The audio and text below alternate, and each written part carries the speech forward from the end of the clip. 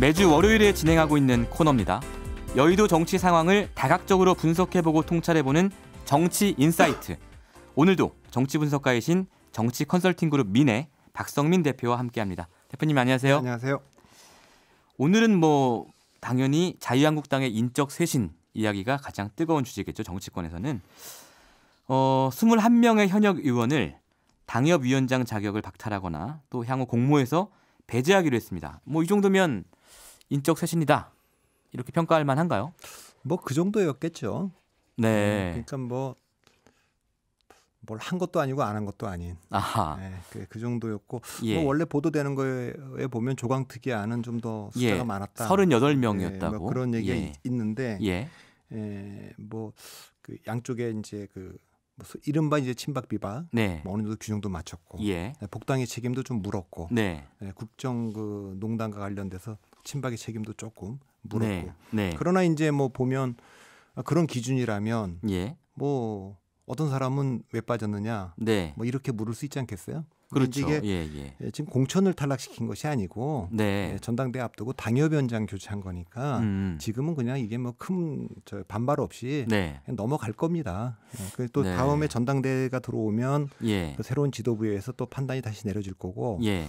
그 당협위원장 박탈된 분들은 공천이 중요한 거지 지금 당협위원장 박탈은 그게 중요하지 않으니까 예. 큰 반발은 별로 없습니다. 그러니까 첫째로 21명 하면 되게 많아 보이는데 이제 언론에서 나오는 얘기는 이 중에서 지금 본인이 불출마 선언을 했거나 아니면 검찰 수사를 받고 있거나 이런 분들 빼면 사실 6명밖에 안 된다.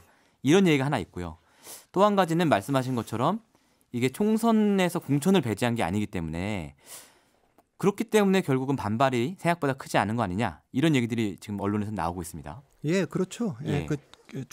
총선 때 가서도 네. 이제 지난주에 제가 나와서 말씀드렸습니다만 그때 이제 공천 탈락할 때 이제 본격적으로 요란할 건데 네. 그때 이제 친박 신당이 나오느냐 네. 이런 얘기들도 있습니다만 예.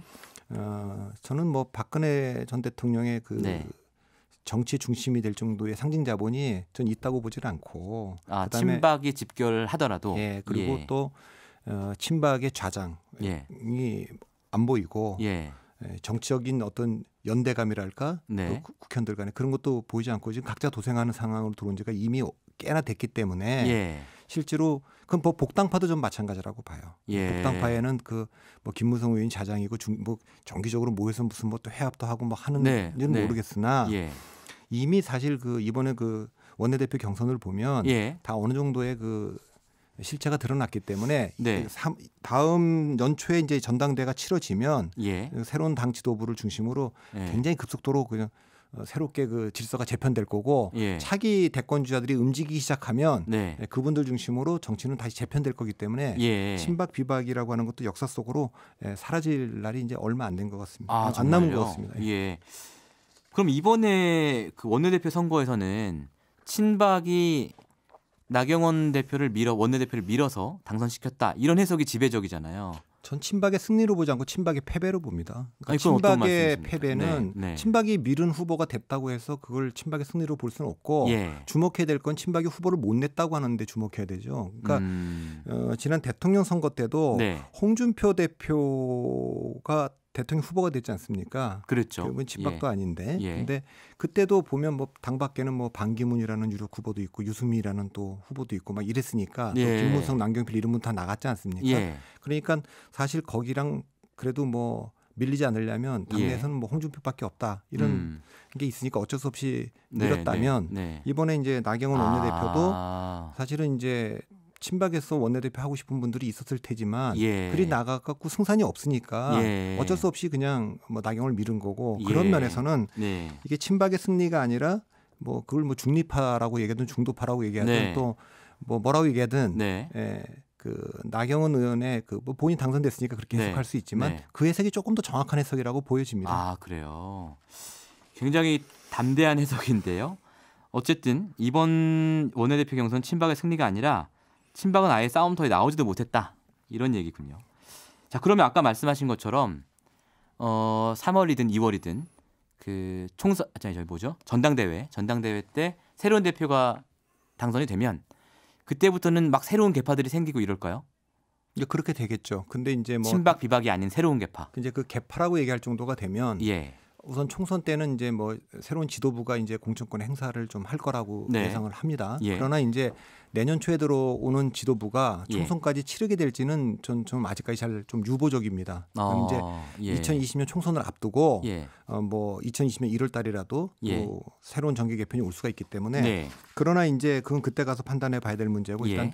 내년에 새로운 지도부가 들어서면 예. 그 당대표를 중심으로 또 이제 새로운 개파가 만들어지겠죠. 그리고 대통령 후보감이 네. 당대표가 되는 것이 아니라 예. 당대표가 되면 네. 야당의 대표가 되면 네. 그분도 이제 대통령 반열에 후보감으로 이제 올라가니까 예. 다음 이제 차기 대권 주자들 중심으로 예. 새로운 개파나 계보가 이제 만들어지겠죠. 예. 예, 이제 그러면 이제 뭐 새로운 이름이 만들어지겠죠. 아, 굉장히 흥미진진한 예측입니다. 자, 그런데요. 이번에 인적 쇄신 대상에 포함된 윤상현 의원이 SNS에 이런 얘기를 남겼어요. 반문연대의 단일 대우를 구축해서 대한민국의 가치를 지켜내는데 온몸을 바쳐 당을 위해 헌신하겠다. 그리고 나경원 원내대표도 뭐 선거 과정에서 보수 대통합을 위해서 반문연대 해야 된다. 이런 얘기 했거든요. 이 반문연대라는 것에 대해서는 어떻게 보십니까? 그러니까 이제 그거에 대한 뭐 평가들인데 제가 이제 정치 컨설턴트로 전략적으로 보면 좋은 슬로건은 아닙니다. 그러니까 제가 아주 오래전에 책을 하나 쓸 때도 그런 내용을 좀 담았는데 그때는 이해창 대 반이해창. 네. 이게 이제 그 90년대에 그 당내 한나라당 당내에 있었지 않습니까? 이해창 대 반이해창. 뭐 팔룡인이 이랬는데 그때도 제가 그런 얘기를 했는데 그 97년 대통령 선거 경선 때 얘기죠. 맞습니다. 한 사람이 이름이 두 번 불리잖아요. 이해창 대 반이해창. 네. 나머지 이름은 하나도 안 불리잖아요.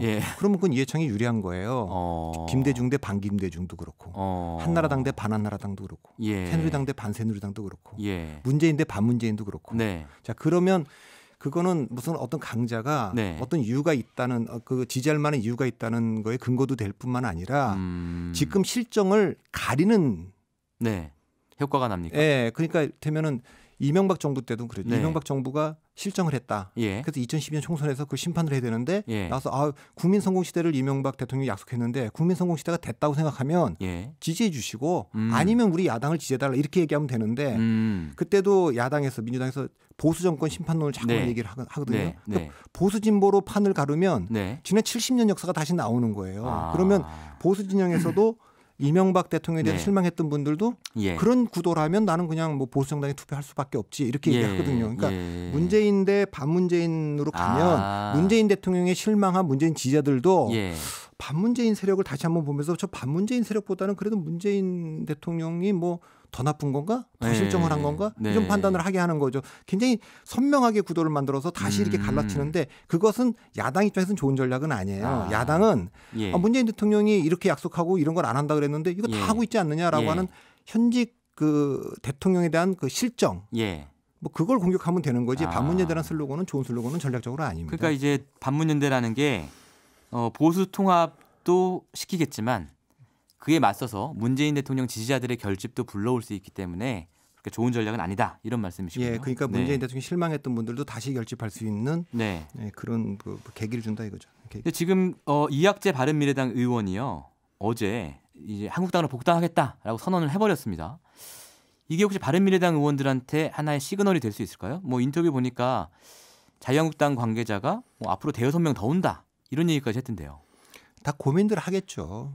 뭐 유승민 대표 의원까지 포함해서 다 그 고민은 그 전부터 있었을 것이고 이제 이학재 의원이 돌아가시나 본데 중요한 건 바른미래당 입장에서 보면 그 나머지 의원들이 다 돌아가도 그냥 탈당인 거죠. 근데 이제 유승민 의원이 돌아가면 그건 분당인 거예요. 그건 뭐 2015년에 안철수가 탈당하면 이제 분당이라고 얘기해요. 왜냐하면 그건 그렇죠. 안철수와 민주당이 만나서 새누리당을 지난주에도 그 말씀 해주셨는데 안철수와 유승민이 만나서 어쨌든 바른미래당을 만든 거니까 한 축이 나가면 그건 이제 분당이죠. 그 전까지의 큰 의미는 없다고 봅니다. 바른미래당과 관련해서는 유승민 의원의 움직임이 가장 중요하다 이런 말씀이시고요. 최근에 이제 이 반문연대 얘기가 계속 나오는 이유가 문재인 대통령의 지지율과도 관련이 있다고 봐야 될 것 같은데요. 한국갤럽이 지난 11일에서 13일 전국 성인 1,003명을 상대로 실시한 조사에서 45%가 긍정평가였고요. 43%가 부정평가였어요. 표본 오차는 95%이고 95% 신뢰 수준에서 플러스 마이너스 3.1%포인트였는데 어쨌든 이 조사에서 지금 긍정과 부정의 차이가 1%포인트 안으로 좁혀졌단 말이죠. 이것 때문에 반문연대가 더 힘을 받는 거 아닙니까 지금? 아니 이제 그거하고 상관없이 예. 뭐 그 정치권에서 반문연대는 나오는 거고요. 예. 선거가 다가오면 그렇게 나오는 것인데 네. 대통령 지지율은 원래 45%에서 이제 크로스가 일어납니다. 원래 네, 그 정도에 일어나니까. 그러니까 45%가 굉장히 중요한 숫자다라는 중요한 건 이제 말씀이시군요. 긍부정이 뒤바뀌는 거니까. 예. 아직은 안 뒤집혔는데. 네, 그건 이제 예. 조사마다 요거는 약간 뭐 등락이 있을 수 있으니까. 네, 네. 근데 추세적으로 보면 약간씩 하락하고 있는 거는 맞기 예, 때문에 예. 조금 더 이제 지켜봐야 되고 우리가 이 문재인 대통령 지지율을 주목하는 이유는 이런 겁니다. 예. 두 가지인데요. 하나는 의회를 지배하고 있지 못하잖아요. 지금 충분하게. 네, 네. 그런 상태에서 대통령이 믿을 수 있는 거는 네. 국민적 지지율밖에 없어요. 국민적 네. 지지율이 높으면 예를 들어 예. 60% 이상이고 뭐 70%까지 간다면 네. 야당이나 언론이 비판을 잘 못하죠. 국민적 지지를 받는 정부를 비판하기가 부담스러우니까. 근데 50% 밑으로 떨어지고 40% 밑으로 떨어지면 네. 목소리가 더 커지죠. 이게 예. 첫 번째고 두 예. 번째는 더 중요한 이유인데 네.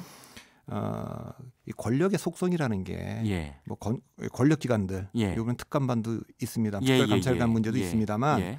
뭐 경찰, 검찰, 국정원 뭐 수많은 그 관료들이 갖고 있는 파일들이 예. 대통령 지지율이 떨어지면 그 희한하게 이게 지금 언론에 나와요. 그 나온다는 건 예. 그 내부에서 봤을 때도 이게 이 정권이 지지율이 높아서 정권을 네. 재창출할 가능성이 높으면 예. 그게 어쨌든 그 바깥으로 쉽게 안 나가는데 예. 대통령 지지율이 떨어지면 이게 정권 교체가 되겠구나 싶으면 네. 이것도 아주 기회포착에 빠른 분들이 있거든요. 예. 그런 것이 이제 약간 우려스러운 그 숫자다. 예. 그렇게 지금 몇몇 언론을 통해서 나오고 있는 이 전직 특감반원이 유출하고 있는 이 자료 얘기를 말씀하시는 그거는 이제 거죠? 뭐 약간 예외적인 것일지도 모르지만 예.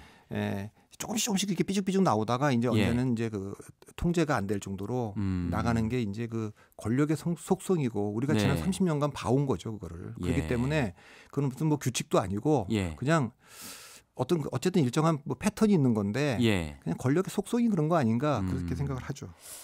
청와대에서는 이게 한 마리 미꾸라지가 개울물을 흐리고 있다라고 얘기했는데 이게 한 마리에서 안 끝날 수도 있다라는 예측을 해주셨습니다. 예. 뭐 비둘기가 보이면 뭐 예. 육지가 뭐 비둘기인가요? 그 예. 있죠. 성경에 보면 글이 있죠. 노아가 그런 비둘기를 날려보냈죠. 그런 거가 있듯이 이런 거를 또 그냥 아무것도 아닌 그냥 일회성으로 보는 분들도 있고 네. 조금 더 예민하게 보는 분들도 있는데 네. 권력이라고 하는 거는 사실은 굉장히 예민한 거여서 네. 신호가 잘못 가면 그게 이제 그 눈물 터지듯이 나갈 수 있으니까 이것도 조금 주목해 보고 있습니다. 이 사건이 미꾸라지인지 혹은 비둘기인지 좀 더 두고 봐야 된다 이런 말씀이시고요. 자, 결과적으로는 자유한국당의 지지율은 상대적으로 좀 오르고 있고 뭐 나경원 원내대표 선출도 됐고 이런 최근의 한국당 움직임을 보면 결국은 좀 정상적인 보수가 돌아오고 있다 이런 말씀인 것 같아요. 그러면 민주당과 청와대가 굉장히 긴장해야 되는 상황 아닌지. 예, 그 동안에 이제 뭐 한국 보수로서 보면 이제 유례 없는 일을 많이 맞았어요. 예. 그 대통령이 탄핵된 것도 역사상 처음인데 그게 하필이면 또 보수의 페르소나라고 얘기할 수 있는 박근혜 대통령이었고 그렇습니다. 두 전직 대통령 구속되어 있고 예. 당이 분열되어 있고 역사상 처음으로 보수의 지금 그 오너십이 지금 사라진 상태고 예.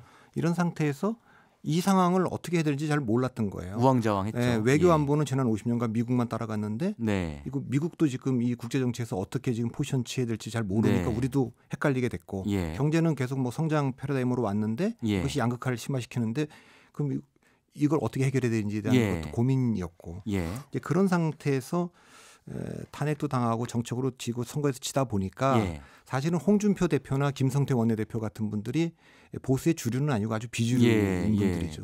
그런 상태를 잠깐 겪고 그래서 뭐 유튜브나 이런 데서도 극단적인 어떤 방송도 많았다고 생각하는데 이번에 그 원내대표 선거를 보면서 제가 느낀 건 그 상황이 좀 정리가 되고 조금 이제 정상적인 보수랄까 그러니까 그 보수의 주류가 돌아온다고 할까 그런 느낌을 좀 받고 있습니다. 알겠습니다. 자, 오늘 말씀은 여기까지 듣겠습니다. 네, 감사합니다. 정치 컨설팅 그룹 민의 박성민 대표였습니다. 평일 아침 7시 20분 시민보의 시선 집중.